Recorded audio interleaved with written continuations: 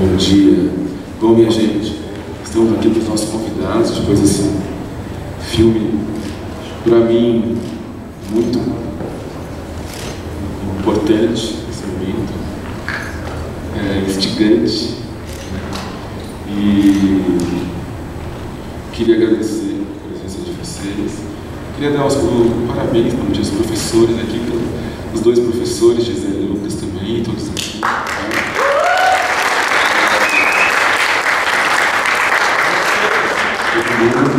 Professor artista é mais complicado ainda, né? Uma profissão tão desvalorizada, tão coitadinha às vezes, mas ao mesmo tempo tão resistente, né?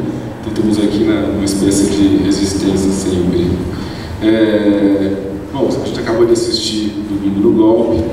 Vou apresentar brevemente aqui a Gisele e o Lucas para vocês, né? A Gisele Bögemann, ela é artista, professora da FAUSP, né? Ela tem uma pesquisa em acervos e métodos de preservação de arquivos que são originalmente digitais, né? Em arte e ativismo também, na cidade, em rede, e as estéticas de memória do século XXI.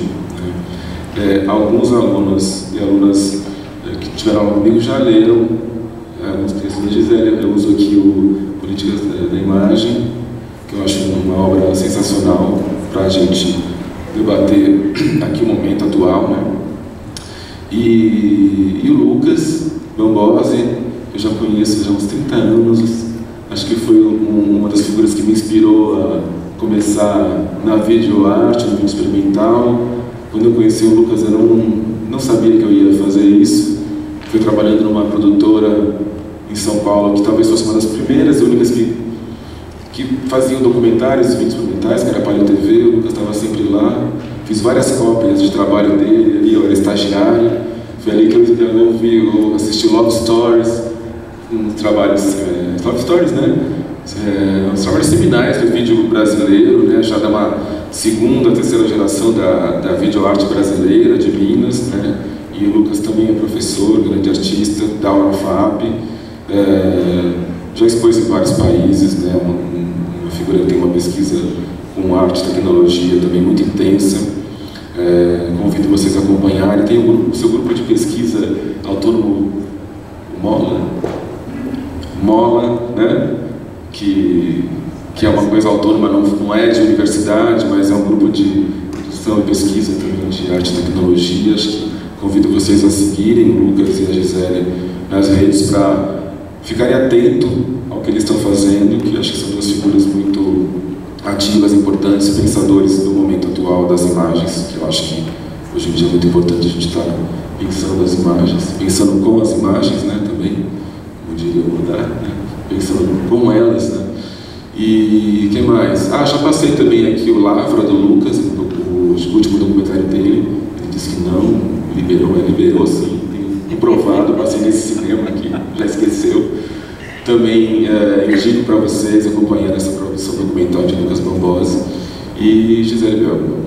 E estamos aqui com o professor Felipe, que vocês conhecem, que vai ajudar a mediar, né? Que dá aula também na área do audiovisual, também é produtor, realizador, né? E pesquisa também o trabalho dos dois aqui, então acho que foi uma boa composição de mesa, né? Antes de passar a palavra, assim, Lucas e Gisele mandaram um PDF. A Gisele estava falando assim, a gente solta o PDF, fala de improviso, já abre para perguntas. Eu não sei, estamos aqui com o PDF. Agora, eu tenho muita vontade de conhecer o processo de realização do Domingo no Golpe, né? eu acho que os alunos também aqui, né? Eu falei um pouquinho, já passei em aula também, naquela versão menor, que estava disponível em site, né? Percebi já as diferenças, as mudanças. Eu acho que pode ser interessante começar por aí, né, Gisele? Assim, e aí, se você quiser usar o PowerPoint como apoio, use, ou a gente vai aqui de improviso, né? Se você quiser ir passando, a gente pode passar por aqui também, né? A gente pode usar essa maquininha aqui separada para passar. Eu não... Passar é só ir em qualquer lugar. Mira no projetor. Tá bom, mas eu acho que a gente pode começar. Então tá. Sim, e depois a gente vai. Você usa o microfone também. Obrigado. Bom, primeiro, super obrigada, Wagner, pelo convite. E obrigada especialmente a vocês pela recepção calorosa ao final da projeção. Esse documentário ele começou acidentalmente. Na verdade, eu li uma pequena nota no jornal que os arquivos do Palácio, das câmeras de segurança do Palácio do Planalto tinham sido liberados à imprensa. Isso foi em abril de 2023. Vocês devem lembrar que houve uma polêmica, pseudopolêmica, em torno da participação e cumplicidade dos órgãos de segurança, especialmente do Palácio do Planalto, no golpe, na tentativa de golpe do 8 de janeiro. E o contra-argumento era que isso não poderia ser provado. Como isso poderia ser provado? Apenas com os registros oficiais das imagens. E por ordem do Supremo Tribunal Federal, as imagens das câmeras de segurança do Gabinete de Segurança Institucional, que é o gabinete responsável pela segurança não só do presidente da República, da presidência da República, teriam que ser abertos, e essas imagens foram então disponibilizadas na internet. Eu li essa pequena nota, eu tenho uma certa compulsão de guardar arquivos. O Wagner mencionou Políticas da Imagem, mas eu tenho um outro livro que chama Memória da Amnésia, Políticas do Esquecimento. Eu tenho insistido muito que o Brasil não opera por políticas de memória, o Brasil opera por políticas do esquecimento. O que seriam essas políticas do esquecimento? Quando o Estado ele não interdita o acesso aos documentos, às informações, mas ele cria camadas de opacidade que vão inviabilizar esse acesso. Não sei se vocês já leram um conto sensacional do Borges, que é sobre o livro de areia. Se não leram, eu vou dar um spoiler horrível. O livro termina com o sujeito criando um método para perder o livro numa biblioteca. Como que ele perde? Não joga o livro fora, ele coloca o livro numa prateleira errada, que é a senha para, como ele diz, é como tentar encontrar uma folha depois de um vento do outono. É impossível, você perdeu a referência. E foi mais ou menos isso que estava em pauta com essas imagens, e é o que acontece recorrentemente.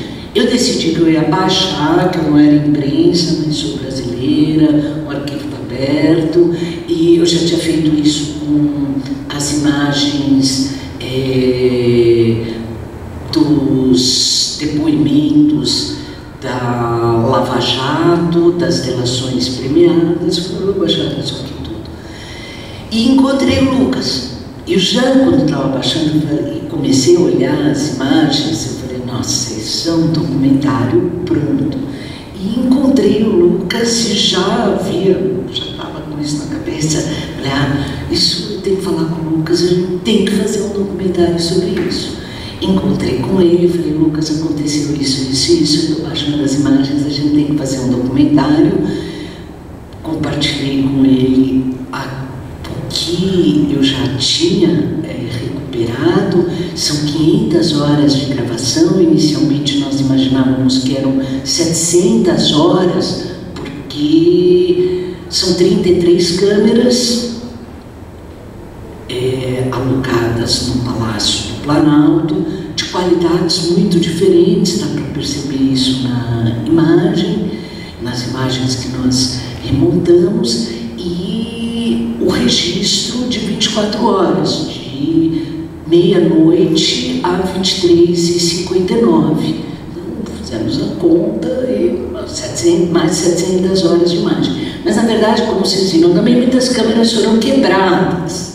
E, ao longo do processo, depois com métodos mais científicos, que eu vou mostrar depois, se der tempo, nós conseguimos, aí, com a participação do Thiago Hersan, que é bolsista no projeto de pesquisa que eu dirijo na FAPESP, ter exatamente um mapa das câmeras quando elas entraram no ar, quando elas saíram, porque algumas entram depois também. E eu posso dizer para vocês que são 500 horas, o que não é nem um pouco, não é nada pouco. Nós trabalhamos a partir disso, e agora eu passo a palavra para o Lucas, depois ele devolve para mim, e aí a gente pode falar um pouco mais desse mapeamento. Acho que ainda não. Acho que ainda não, acho que o Lucas reproduz, depois eu mostro. Bom, foi um ótimo encontro esse com a Gisele, quando ela me falou desse material, mas não foi o primeiro encontro. Nosso encontro foi lá por volta de 96, mais ou menos, 1996, século passado.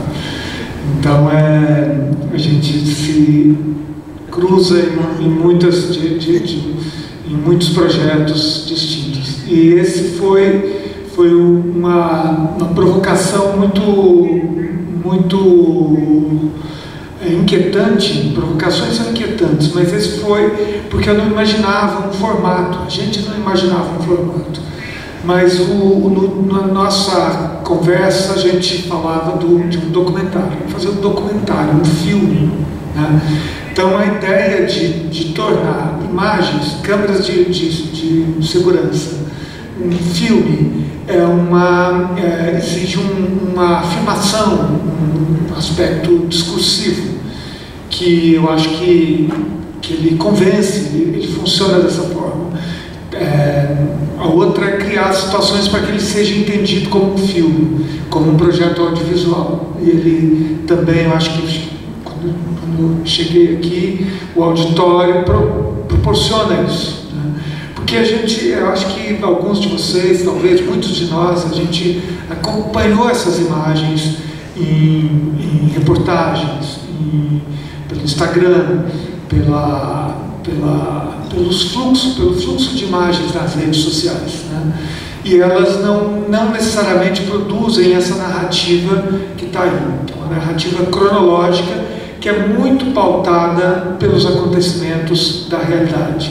Ou seja, a realidade surpreende porque a realidade surpreende. A realidade acaba criando essa exasperação, esse sentimento de absurdo. Como que isso foi acontecer dessa maneira?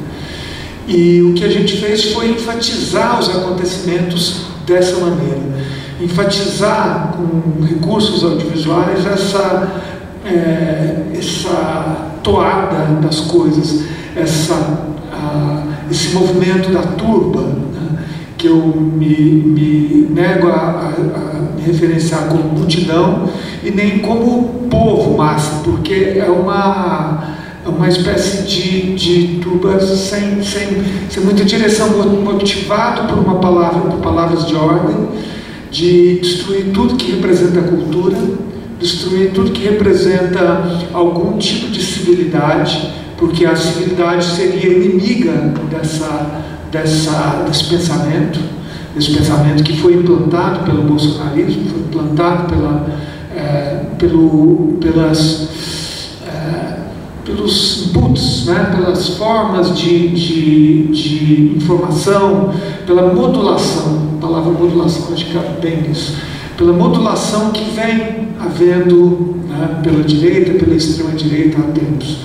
E essa modulação, ela acontece ali de uma maneira que a gente vê, acompanha, e quando a gente acompanha isso, não só cronologicamente, mas apesar de ser um trabalho linear, um trabalho que não tem muita simultaneidade, a gente conseguiu fazer umas idas e vindas com o tempo cronológico do filme, exatamente para enfatizar essa simultaneidade, ou seja, essa modulação de que há um impulso a essa destruição da cultura, os signos da cultura, né? Seja uma cadeira, um vidro de expositivo ou uma pintura. A pintura é talvez o que mais evoca essa raiva, né, contra a cultura, essa guerra cultural que a gente vive ainda, ela está ali, documentada. Então, apesar dessa palavra que a Gisele trouxe, assim, vamos fazer um documentário, né? É um documentário, ele virou um documentário, e esse documentário ele tem um amplo sentido, seja no sentido que a Gisele mencionou, de trabalhar com arquivos, com a documentação, com essa ideia da biblioteca, da hemeroteca. Acho que meu primeiro trabalho, eu lembrei disso outro dia, meu primeiro trabalho na vida de estágio na faculdade era na hemeroteca da Universidade Federal de Minas Gerais. Depois eu fui trabalhar numa livraria comercial, né? Mas catalogando coisas e dentro de outra ordem. Bom, acho que é isso. Volto depois com um pouco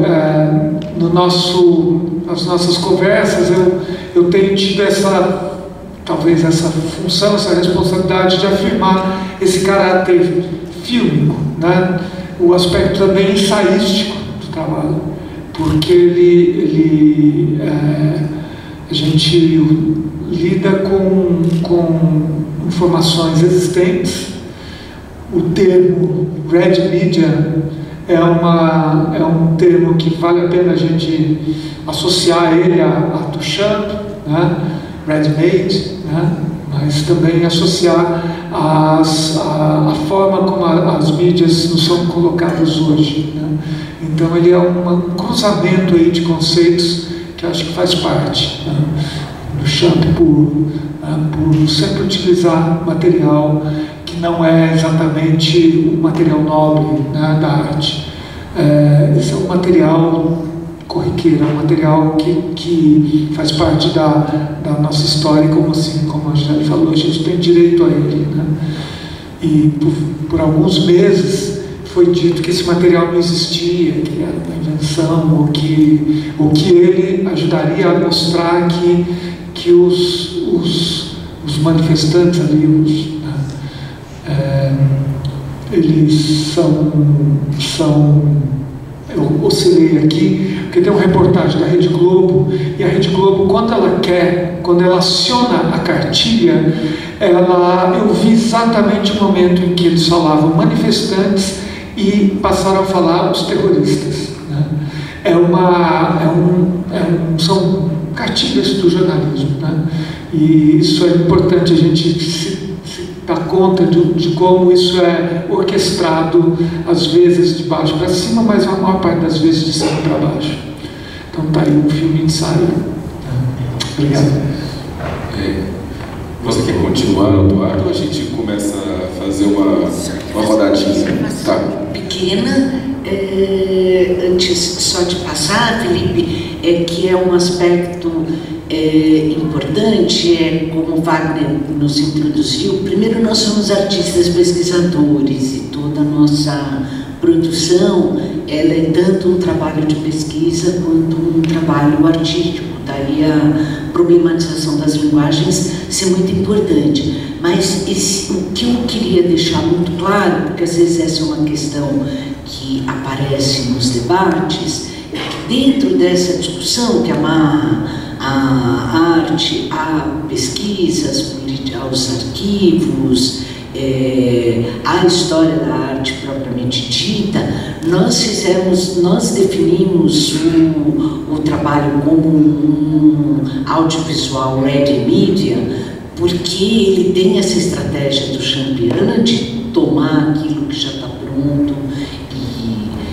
e recontextualizar e dar voz pelo novo contexto, mas também pela nossa decisão de não interferir nas imagens em si. Não tem trabalho de colorização no sentido de homogeneizar as imagens, tratamento das que são mais ruidosas, porque para nós era importante também esse aspecto de que não são só várias câmeras dispersas no espaço, mas são câmeras de momentos distintos que guardam consigo, de uma certa forma também, uma certa arqueologia das práticas e das estéticas da segurança.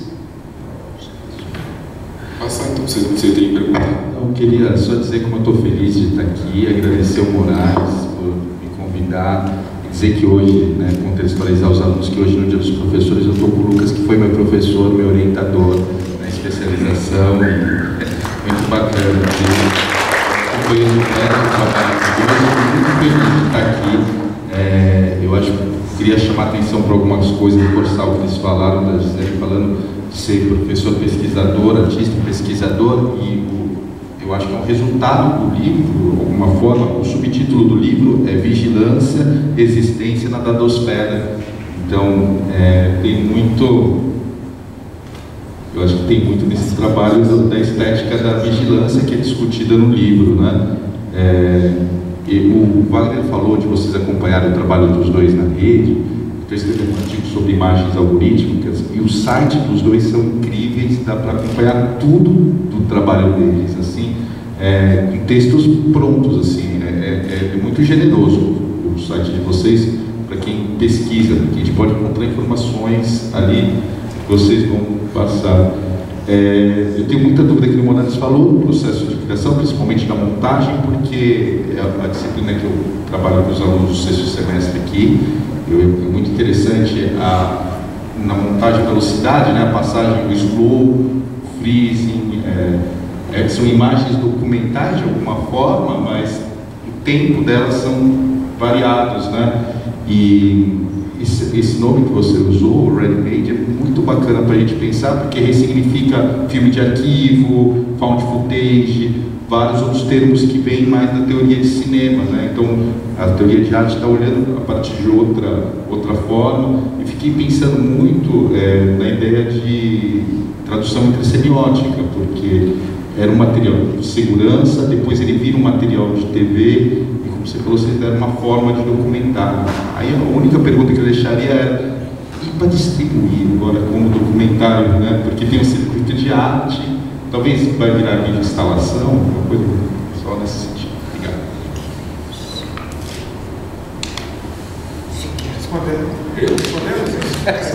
Vocês que têm que responder. Eu tenho outras perguntas, mas... A última pergunta, vou começar aqui, Gisele termina, por favor. Mas essa ideia de... Não precisamos de muita conversa, a gente entendeu muito bem esse processo de fazer alguns exercícios e mostrar para o outro, e a gente entendeu o caminho da linguagem, mas um que ficou bem definido era esse limite da intervenção em cima da imagem. E a aceleração e o slow motion, essa intervenção, né, na duração e na temporalidade da imagem, ela nos pareceu muito adequada para mostrar o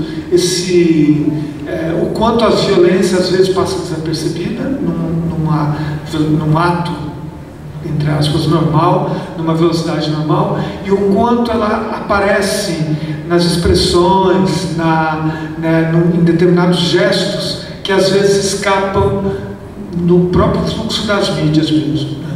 Então, essa ênfase no slow motion e na aceleração, ela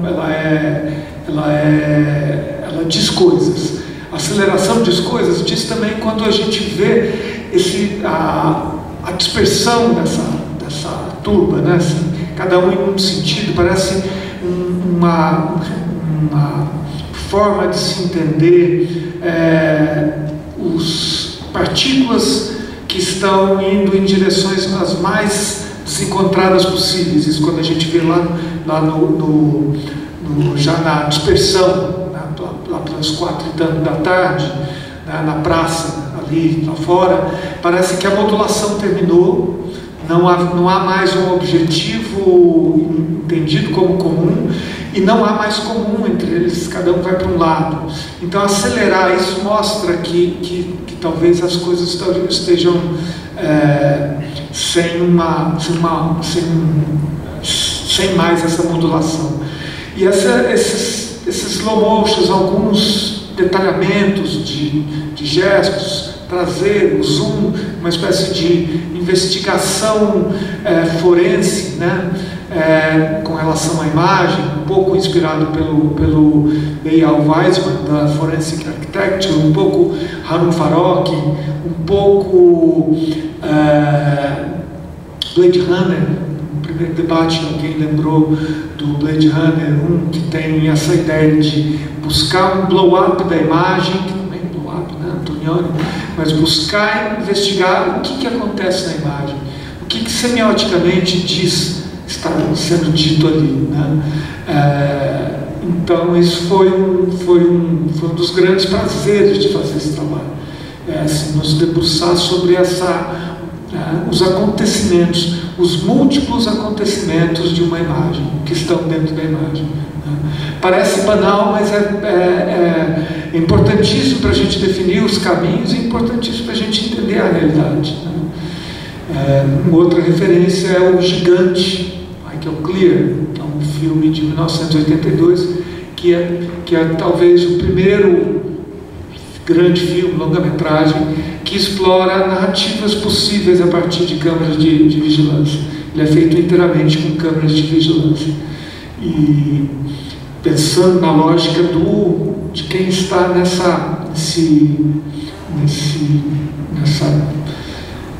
centro de observação, como é que chama o cara? Cabine de controle. Cabine de controle, E, curiosamente, parece que faltou alguém na cabine de controle até determinada hora, né, lá em Brasília. Aí a cabine de controle passa a ser todos nós.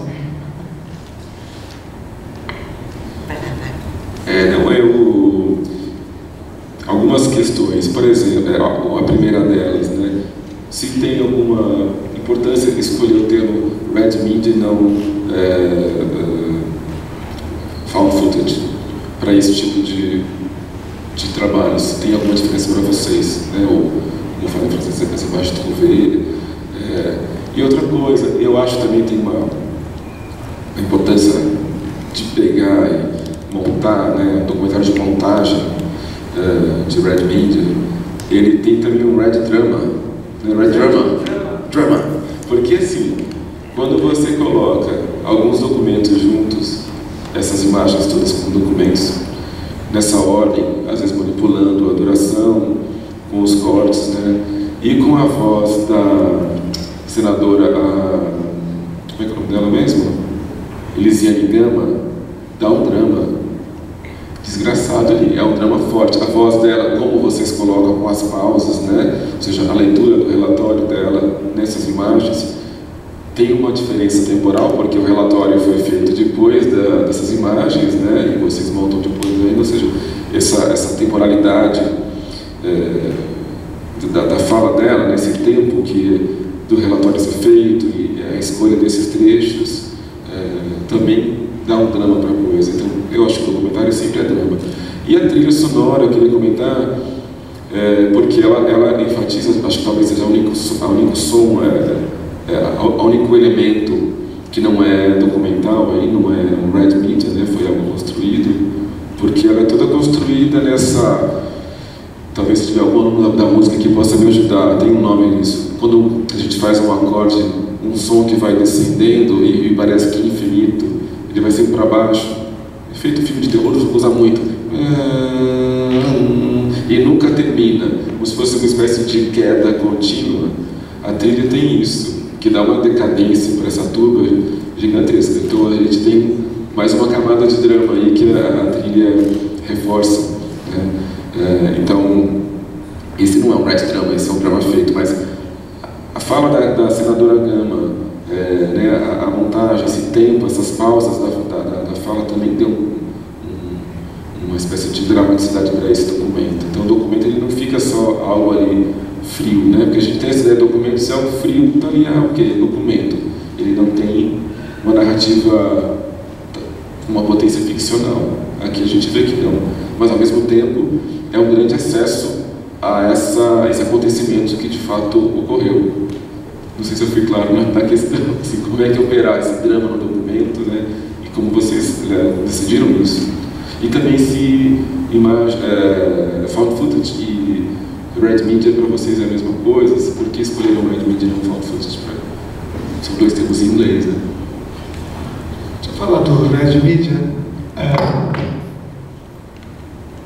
Bom, a Gisele, para quem conhece, ela tem muitas genialidades, mas uma das genialidades é a descoberta de palavras e de títulos, de nomes para livros, para tudo.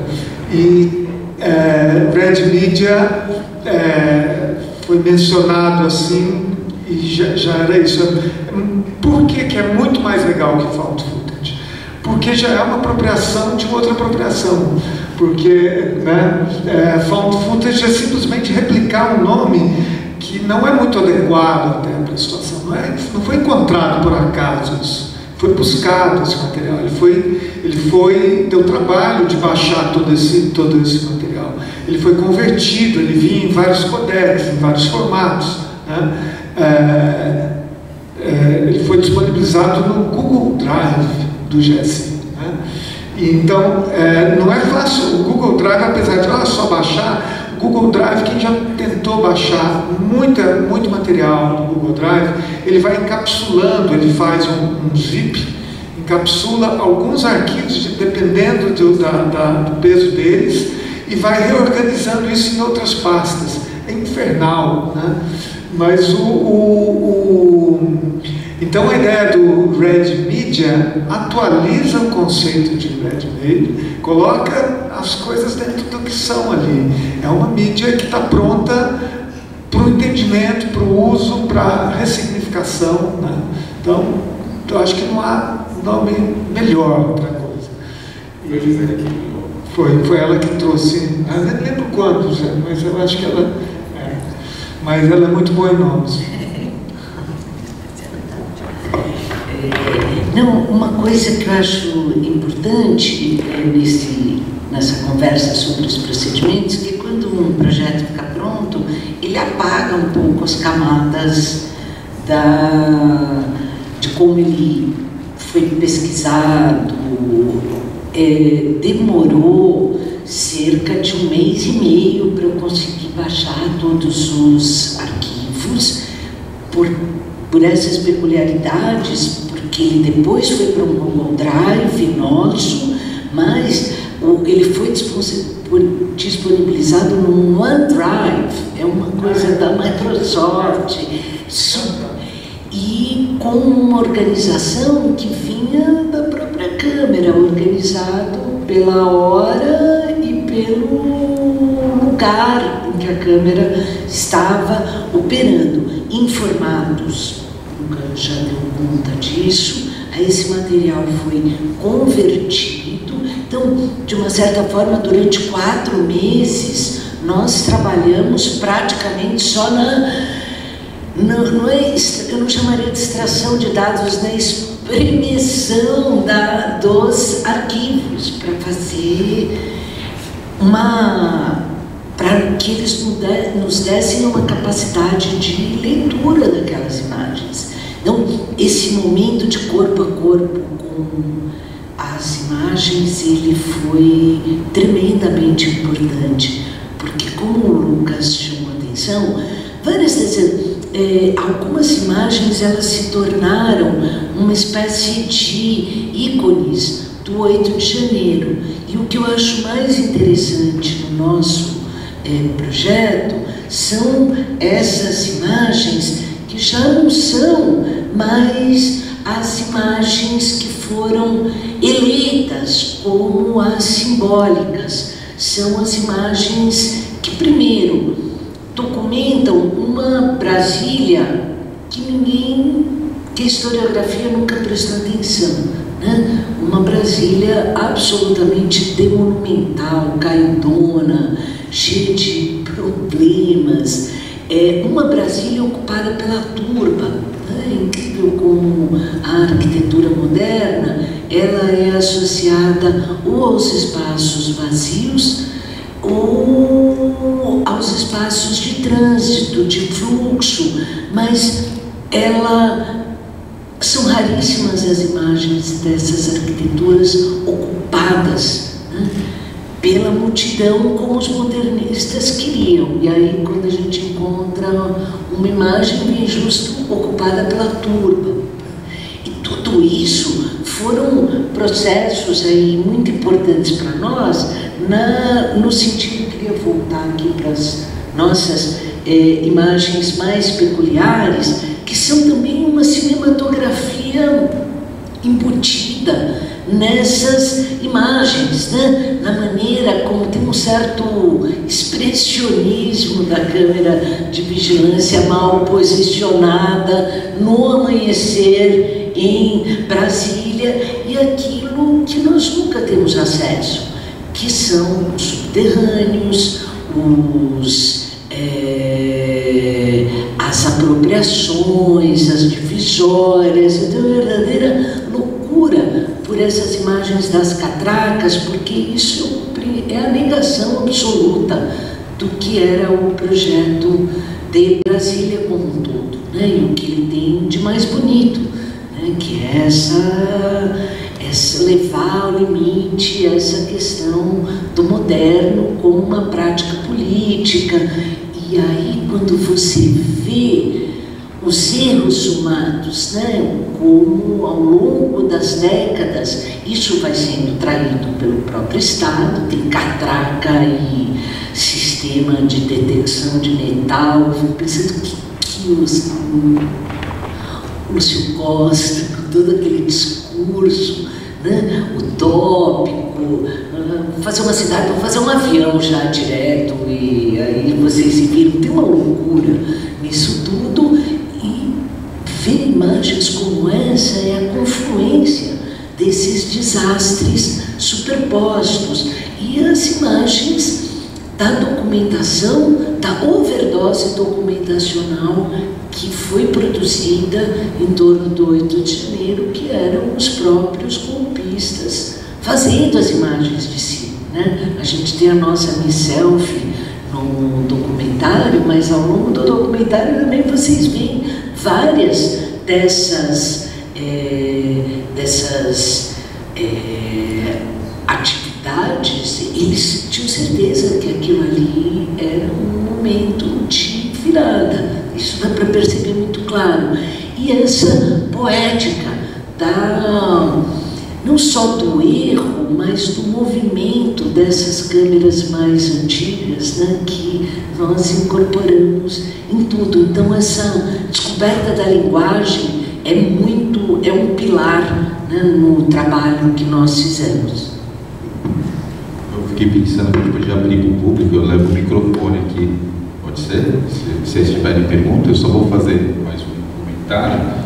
Eu estava comentando com o Wagner antes de comentar que uma das melhores aulas que eu tive de documentário foi com você, Lucas, que quando você passou do outro lado da rua, fim do sem fim, aí a gente assistiu, aí ele falou, pronto, agora eu vou abrir aqui o projeto que foi aprovado e vou falar passo a passo para vocês. A gente falou, nossa, é assim, né, o projeto. Foi uma aula incrível, mas o debate naquela época da mini TV era o que a gente faz então com o material? A gente faz esse... vai telecina para ir para o cinema, ou distribuir em DVD, e aí aqui a qualidade, a baixa resolução da imagem não é mais uma questão, já é uma estética, né? É saber um pouco disso, de a qualidade da imagem não é mais determinante, não é nem quase um debate, né? Deixa eu retomar uma coisa também que eu acho que estava na sua primeira pergunta. Desculpa, já tem um microfone para a plateia, sem fio. A ideia de trabalhar com um material existente, né, ela também está no som, também está na trilha sonora. Os ruídos, grande parte dos ruídos que vocês ouvem, é uma amplificação de um ruído presente nas imagens, presente especialmente nas câmeras que se movimentam e cujo movimento motorizado das câmeras produzem uma interferência eletromagnética no som. Então a imagem daquelas cenas, daquelas câmeras, a maior parte não tem som, mas algumas têm esse som que vem junto com o movimento motorizado delas, como uma interferência. E alguns sons que aparecem, eles foram repetidos, foram distendidos, foram trabalhados de forma a se verem presentes ali, porque há uma reiteração dos mesmos movimentos, da busca dos gestos ali de vandalismo. Elas, da mesma forma que esses gestos se repetem, a gente achou que caberia repetir esses ruídos, essas frases sonoras que ele colocou, muito bom isso, parece que ele vai acabando e volta, mas que são grandes loops, de fato, realmente é isso. Nós trabalhamos com basicamente duas músicas que foram músicas, modo de dizer, um é um drone do Gabriel Lemos, e o outro são os pianos, uma série de pianos preparados do Moep. O drone no sentido musical, sonoro. No sentido musical. Então explica isso para o pessoal, não é o drone que fica voando. É um som no estilo drone, que fica repetido. Mas ele acaba e é necessário colocá-lo de novo, e ele volta, às vezes com a velocidade alterada também, ou com novas frequências que vão se somando, como numa lógica de bolero de Ravel, né? de um andante, assim, uma sequência que vai se repetindo. Agora, Felipe, essa ideia, no caso aí, não havia um roteiro, e a gente chegou até porque o caso que ele contou eram dois filmes, um roteiro de um documentário pré-definido e como que chegar até ele, né? Como que a execução trai o roteiro e às vezes proporciona algumas surpresas, né? A gente, em alguns momentos, a gente não tinha um fim, uma conclusão, porque o 8 de janeiro ainda não terminou. A Gisele está indo para FAO daqui a pouco, né? E tem mais um debate que o tom é mais ou menos esse. O 8 de janeiro continua. O golpismo está sendo gestado novamente, né? Na nossa história, muitas repetidas vezes, né? Mas qual que era mesmo a questão a qualidade da imagem. A qualidade da imagem é o que é. A gente tentou mantê-la na forma mais original possível. Numa edição, né, digital, se você não interfere muito, ela se preserva relativamente bem, né, mas ela passou por várias modificações e foi modificando. Agora, a qualidade da imagem, a piora na qualidade da imagem, ela é mais perceptível quando há muito movimento.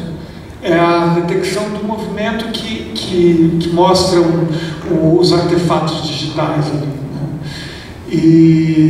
E no caso do som, a ruidagem, a relação sinal-ruído presente em toda a informação, a gente fez de tudo para trazer o ruído quase que no mesmo nível da informação, quase no mesmo nível do sinal. Então, acho que é isso. As câmeras são mais antigas, né? Tem isso também, câmeras de várias gerações, né? Câmeras 4K, câmeras 720p, câmeras 640, 480, tem muitas gerações de câmeras diferentes ali.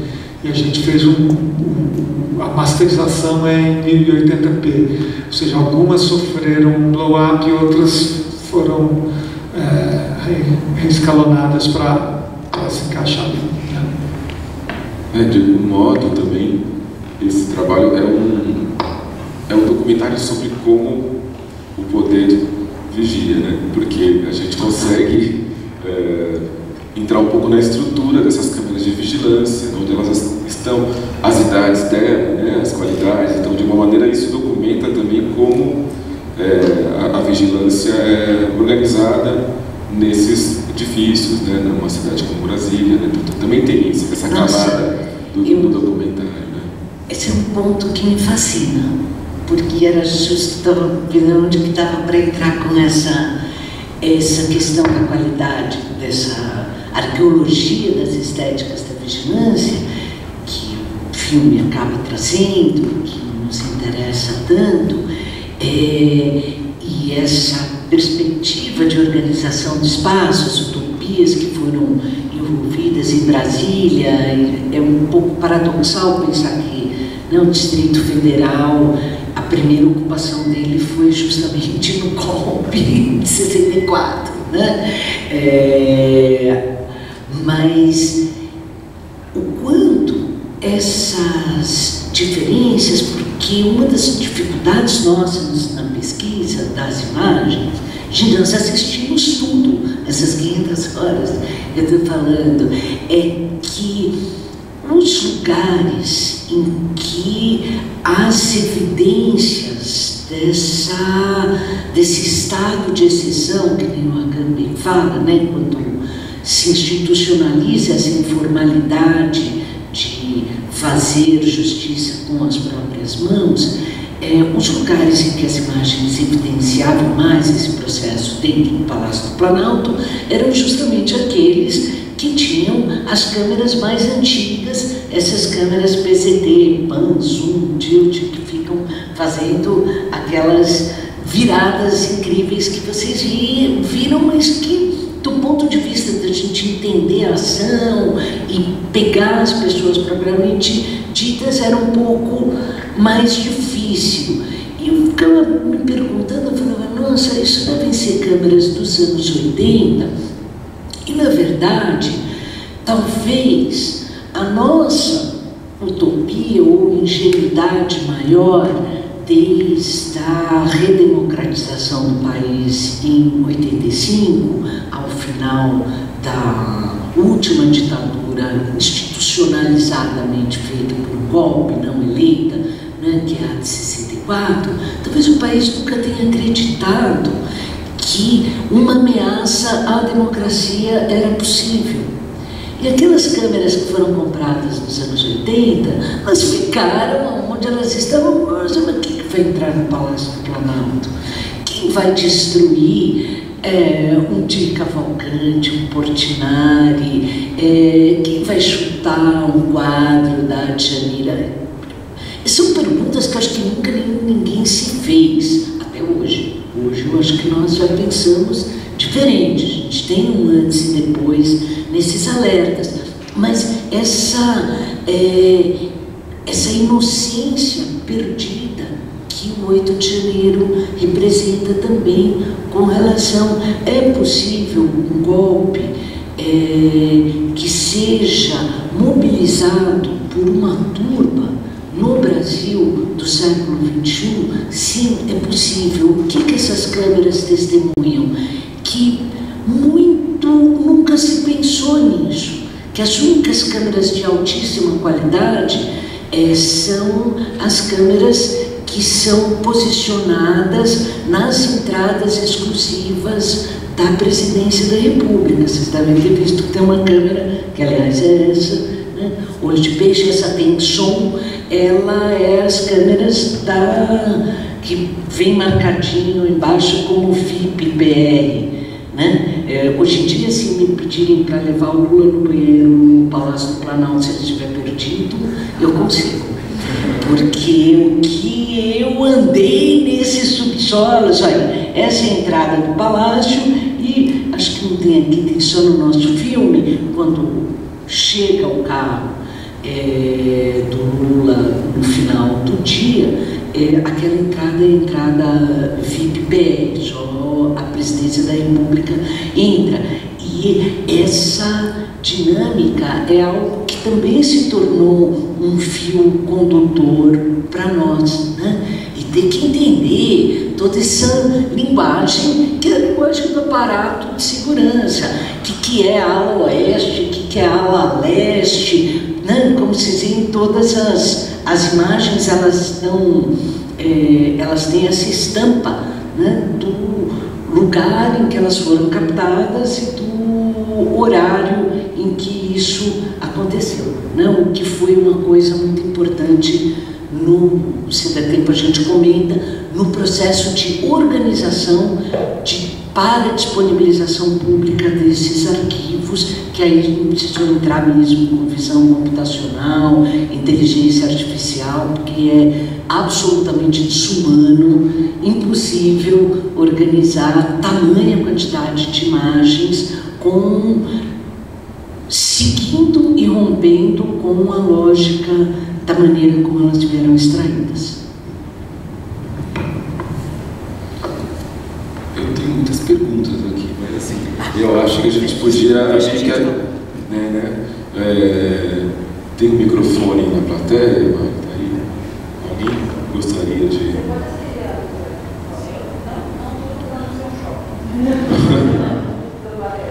Queria aproveitar que a Maria está com o microfone ali e comentar o seu poder e a potência da arte, a beleza, né? A gente tem que tomar tanto cuidado como professor de falar de política, e é maravilhoso estar aqui podendo debater isso com você. É verdade.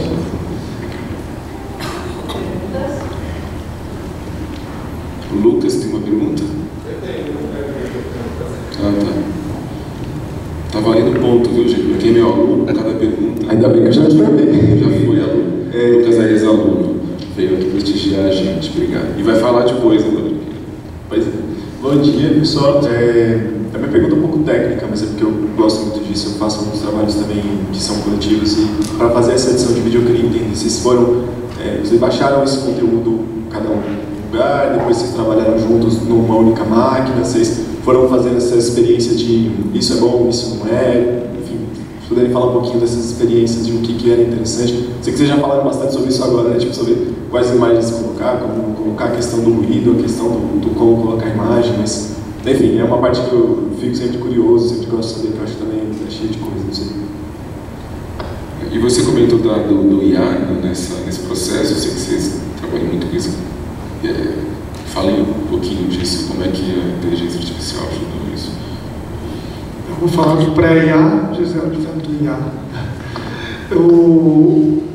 Não, foi feito numa máquina, bom, vou voltar ao processo. Eu não baixei o material todo de uma vez, porque eu comecei a ficar irritado com a repetição, com a falha do download, né, do Google Drive. Eu deixava baixando e não baixava. E não diz assim, falhou isso. Simplesmente tem que ficar conferindo o que tinha para baixar e o que baixou. Mas quando depois isso foi, a Gisele passou isso um FTP, processo de FTP, File Transfer Protocol, aí ficou muito fácil, né? Mas dentro da edição a gente teve eu comentei aqui agora há pouco, um certo exercício. A Gisele falava assim, olha, tem isso, eu fiz isso. Aí eu falava assim, eu fiz isso. E aí a gente acordou com que método, com que linguagem, com qual que seria a nossa...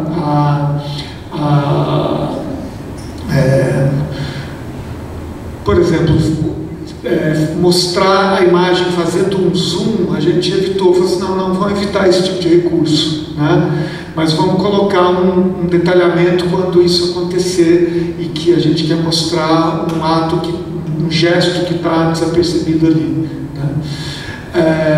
Isso acabou sendo feito numa única máquina com DaVinci, né? Resolve, da Blackmagic, e não teve grandes infortúnios, né?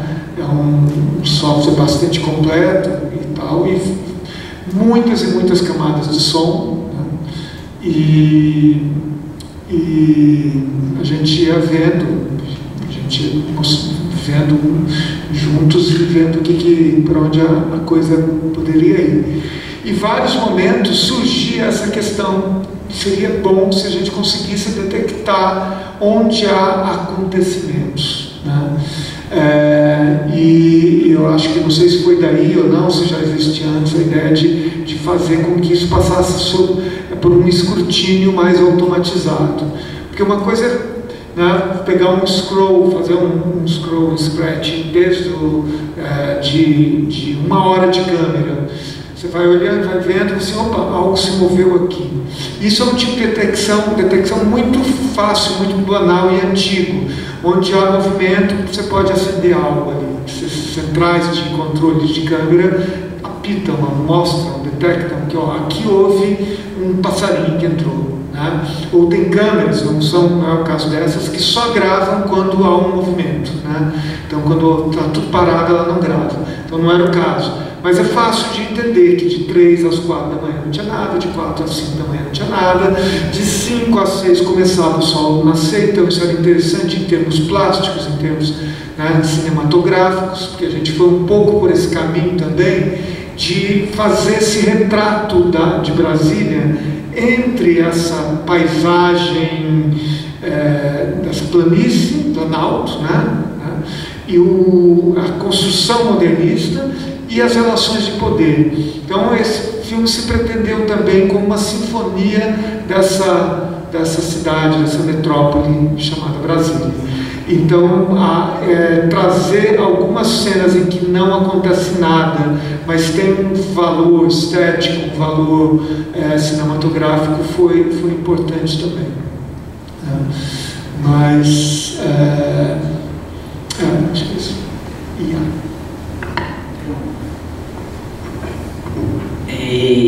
Bom, aqui tem exatamente esse tipo de imagem que o Lucas estava falando, quando fica muito louca a câmera e vai pegando esses detalhes assim, que são de uma plasticidade absurda, que para nós foram fundamentais no processo, e o tamanho da destruição é uma coisa absurda, né?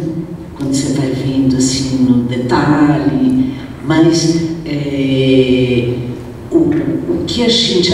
processamento. A gente sabe, como vocês sabem, se um PowerPoint é meu, tem um erro de digitação, é a minha assinatura. Então, saibam que é real, que fui eu que fiz, né? É processamento de vídeo. O que aconteceu foi que estava com todo esse material, como o Lucas falou, teve esse percurso, a gente foi baixando nas nossas máquinas, depois converteu, depois botou no Google Drive, depois era jogar no servidor, mas tinha assim a sua professora numa universidade pública, coordenando um projeto de linha de frente da FAPESP, de uma linha de financiamento muito específico, um edital que infelizmente nunca foi repetido, que era para edital Linkar, né, que era projetos nas humanidades que lidassem com tecnologias recentes e a gente tem que disponibilizar isso. E como disponibilizar? Colocar nos termos como nós manipulamos esses arquivos era fazer o jogo das políticas de esquecimento. Olha, tá lá, se vira, ninguém ia conseguir ver, né? Não estava no formato adequado, tudo vem no formato da própria câmera de segurança, e isso demandou outros mais 4 meses de trabalho, que foi criar uma metodologia para trabalhar com essas imagens a partir de um percurso que implicou, primeiro, fazer o redimensionamento de todas de forma, né, que nós pudéssemos operar generosamente com o público e disponibilizar todos os vídeos de uma vez numa tela, né, num formato visualizável, mas ao mesmo tempo leve. E para fazer isso, aí sim ajudou o fato de serem câmeras de segurança. Nós partimos do timestamp delas, né, dessa marquinha que elas têm do horário e do local, para pegar aí todas as imagens e pôr uma visão computacional. Falar assim, olha, você separa aqui, se refaz. E permitir navegações, que eu acho que é o mais legal, navegações distintas das pessoas pelo horário, ver todas as câmeras ao mesmo tempo. Deixa eu ver se eu tenho aqui uma imagem. Isso é mais ou menos o método que nós sintetizamos, né? Só um detalhe, eu tinha comentado que a gente não tinha noção, a gente achava que tinha 700 horas. Isso aqui foi um ponto de partida para fazer o processo de treinamento de quantas imagens nós temos, que horário e aonde. E esse mapa, as interrupções são quando a câmera está desligada e se consegue mapear exatamente que tem câmera, como o Lucas falou, botaram o operador depois, que só entrou às 11 horas, tem câmera que sai do ar, porque eles quebram a câmera. Isso foi fundamental, né? E construir uma interface que está disponível online para todos, aonde você conseguisse visualizar, coisa que para nós foi uma das maiores dificuldades, dependeu muito da nossa memória ótica. O que estava acontecendo em tal hora, em todos os lugares do Planalto, entender como que esses golpistas se deslocaram, que tipo de atrativo cada uma dessas imagens, desses lugares pode ter. Aqui estão as 32, né? Que tem câmera que sai do ar, né? A tela continua para baixo. E os buracos cinza são quando a câmera foi derrubada ou ela não estava disponível, né? Há outro método que a gente... E aí você, pela imagem, pelo horário, pelo lugar, eu quero esse vídeo, aí você carrega essa versão Pocket que está disponível no nosso site. A outra coisa que era interessante para nós também era entender o que aconteceu em cada lugar ao longo do dia, sem precisar assistir todos os vídeos. Então, ter uma noção, né, não só da navegação pelo tempo, mas pelo espaço, que é a outra maneira, né? Você escolhe, agora a gente já tem tudo em português também, que ela importou, os screenshots foram feitos quando ainda só tinha modelo, a interface em inglês, mas entender essa dinâmica também da imagem, não só no tempo, mas por lugar, que é também uma chave de entrada nessa discussão dessa política das imagens das câmeras mais novas, das câmeras mais antigas. Sem inteligência artificial, daria para fazer com menos rigor, porque demandaria classificar segundo a segundo cada uma dessas imagens, não permitiria construir uma interface pública acessível e que pudesse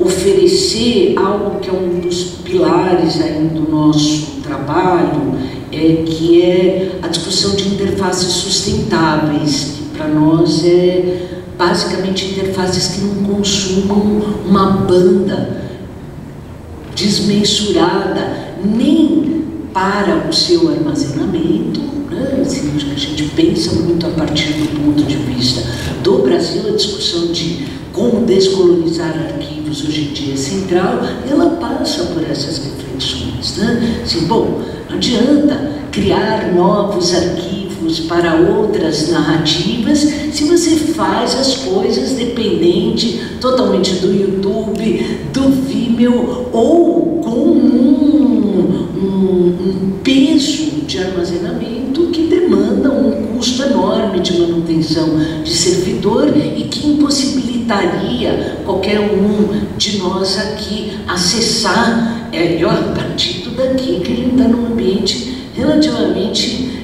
explícito de privilégio nos nossos celulares, né? Com o tipo de conexão que a gente tem. Então, sim e não daria para fazer CNA, eu acho que não daria. A visão computacional foi fundamental nesse processo de fazer uma catalogação a partir dos elementos constitutivos da imagem do ponto de vista algorítmico, não do ponto de vista do olho humano, né? Então ela sabe, né? Num momento posterior, que já é mais recente, não está aqui, mas vocês entrando no nosso site, vocês vão ver como nós desdobramos isso numa interface, no 8 de janeiro já, de detecção de objetos, que é muito parametrizada pelos marcadores que nós definimos ali ao longo da pesquisa. Então, por exemplo, bandeira, né?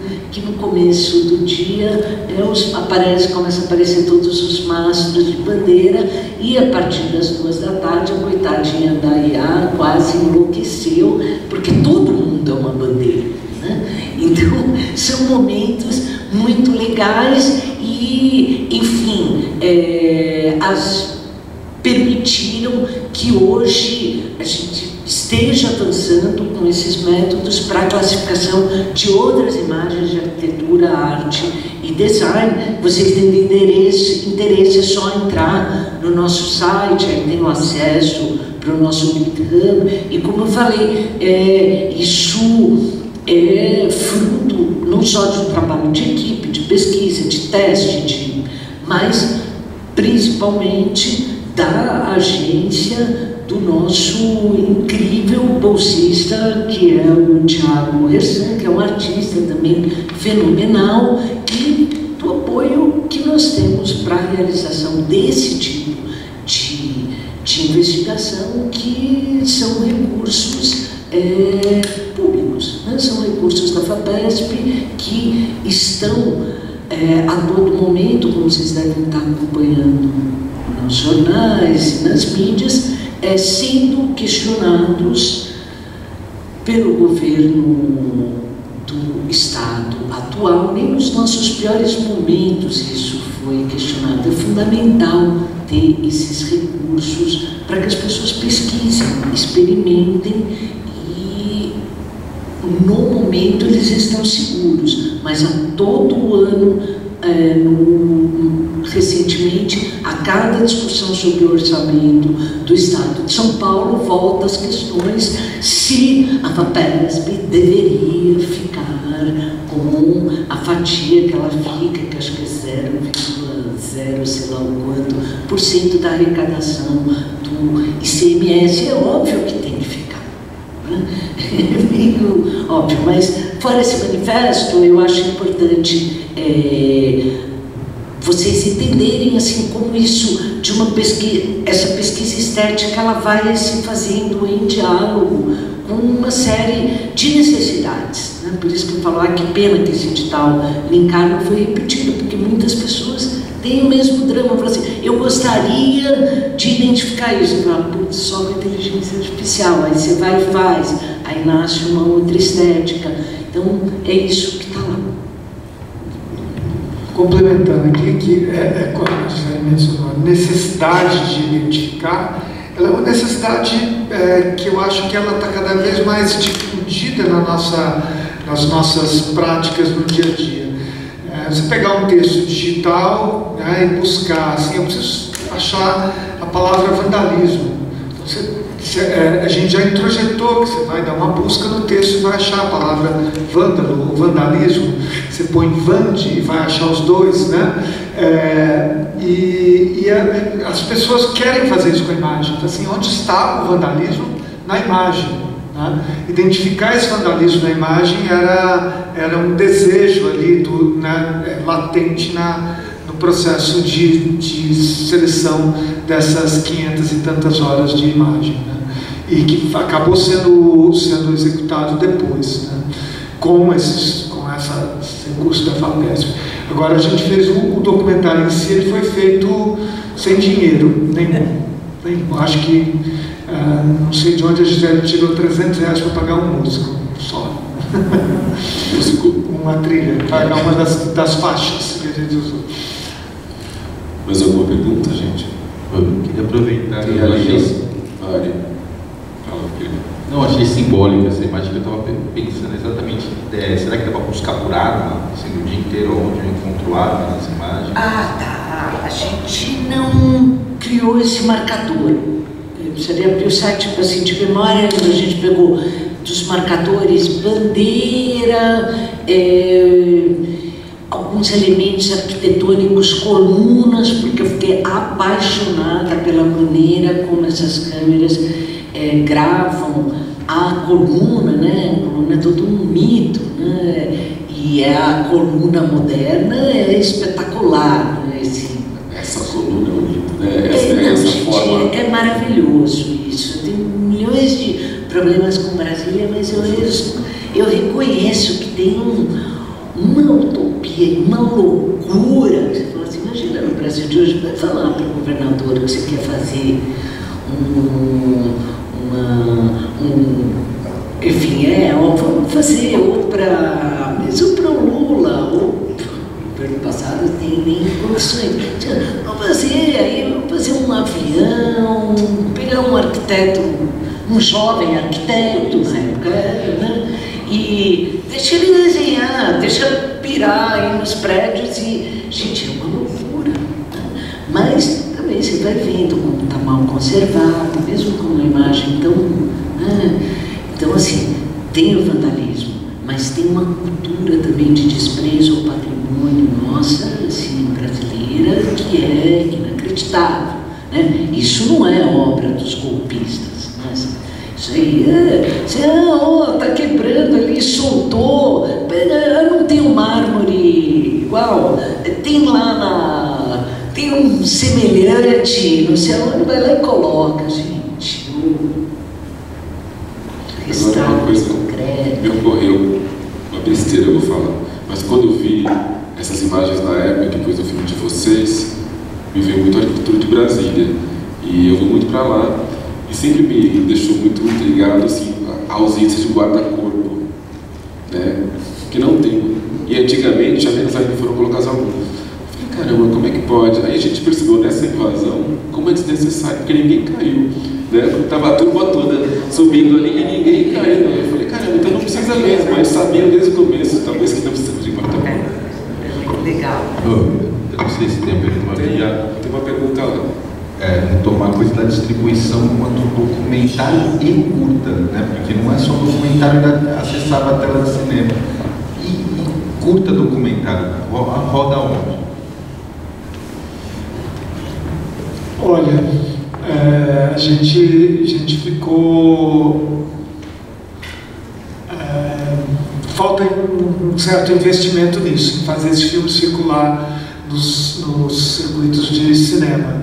Existe esse circuito, curtas, festivais de curtas, existem pelo mundo todo. A gente atrasou muito para ter uma versão legendada que finalmente está pronta, vai na semana que vem, clausura, né, no CKM.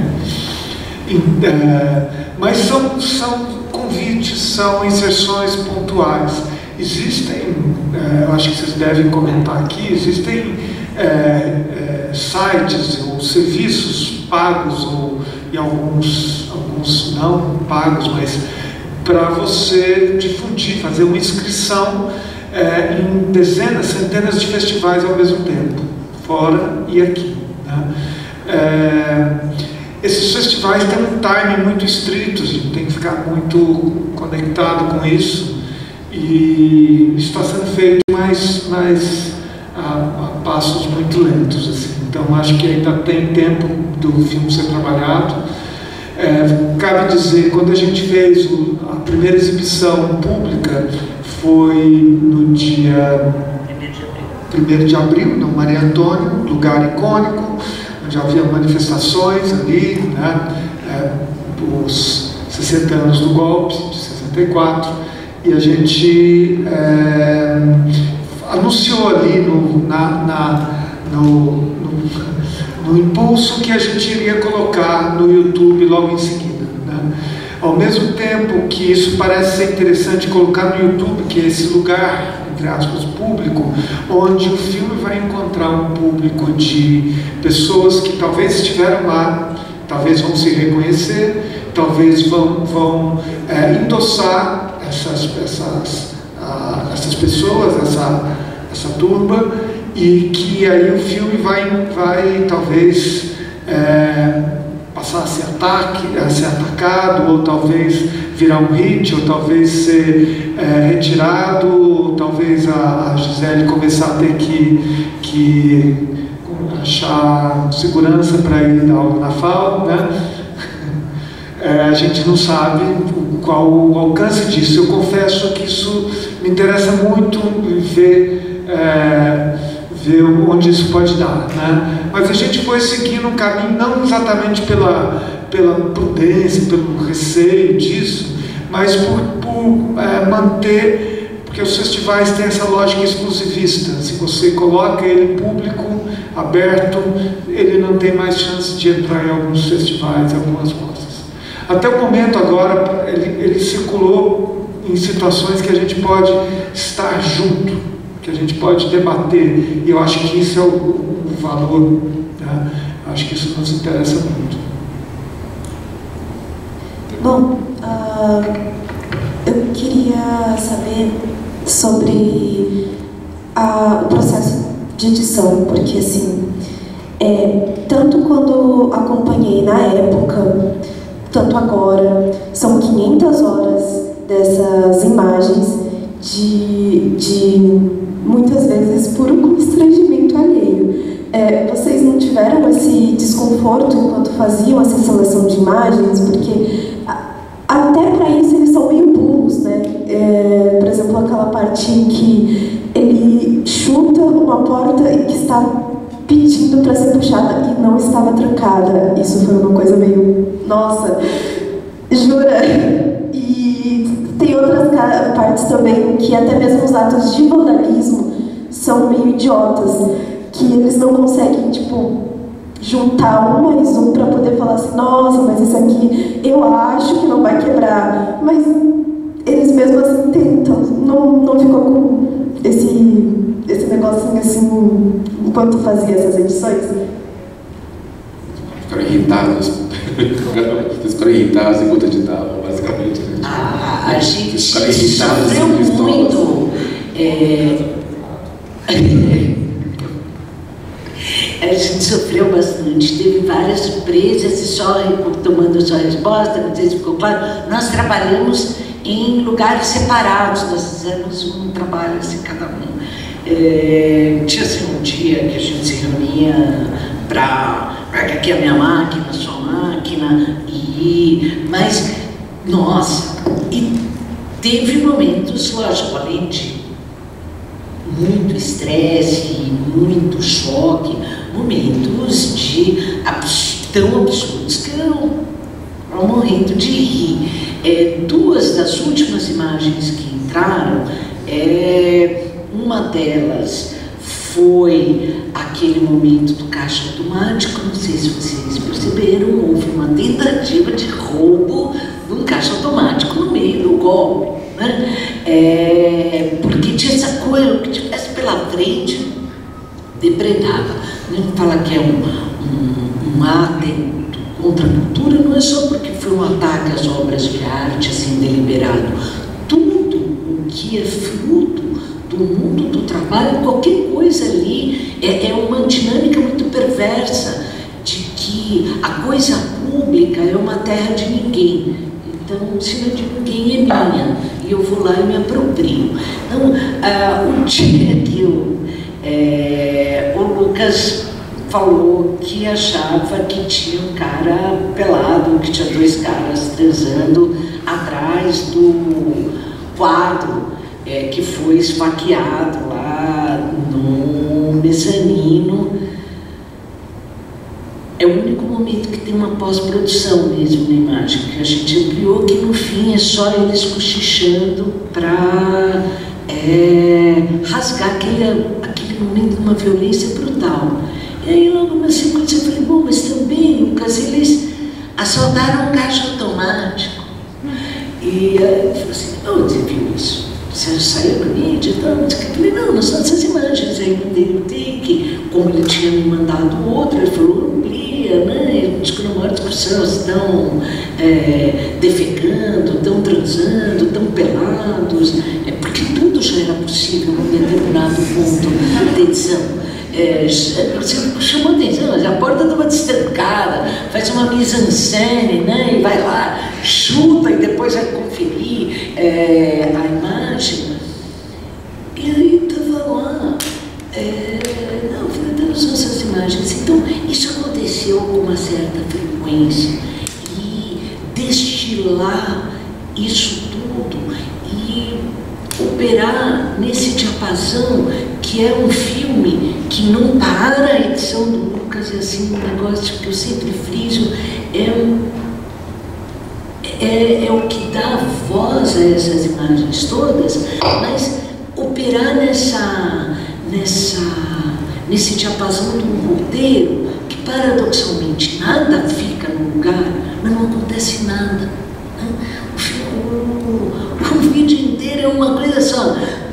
Vamos destruir. Aliás, o nome do documentário nasceu daí, né? No momento que nós estávamos conversando, eu e o Lucas, sobre essa violência toda e sobre esse movimento de turba, e uma coisa que vocês viram, né? As pessoas lá com cadeira de praia, chinelinho, todo mundo com a sua bandeira do Brasil amarrada, sacolinha, óculos escuro, que era uma coisa que a gente falou assim, eu acho que um ligou para o outro, e falou assim, domingo, tá legal, vamos lá, você vai no parque? Acho que não, acho que eu vou lá no golpe, vou lá dar um golpe. Eu falei, gente, é o nome do documentário, Domingo no Golpe, né? Vamos lá, vamos dar uma depredada. Então tem uma coisa de turba, mas tem uma coisa também das pessoas chegando de bicicleta, né?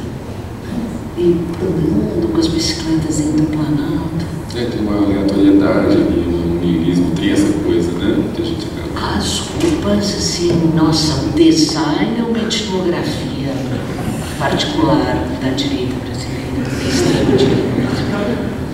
O Lucas me vem na cabeça que, igual o Encoraçado Botequim, o personagem é coletivo, né? Mas tem alguns personagens que se repetem. A ideia de tornar isso cinema, que amplia no campo de visão, e você consegue desfilar o olhar, né, das imagens, você identifica uma garota que tem a calça doída aqui, cortada, o tiozão, aquele a loira que se arruma toda vez. A loira da selfie. Mas o tiozão do óculos escuro que sai martelando tudo.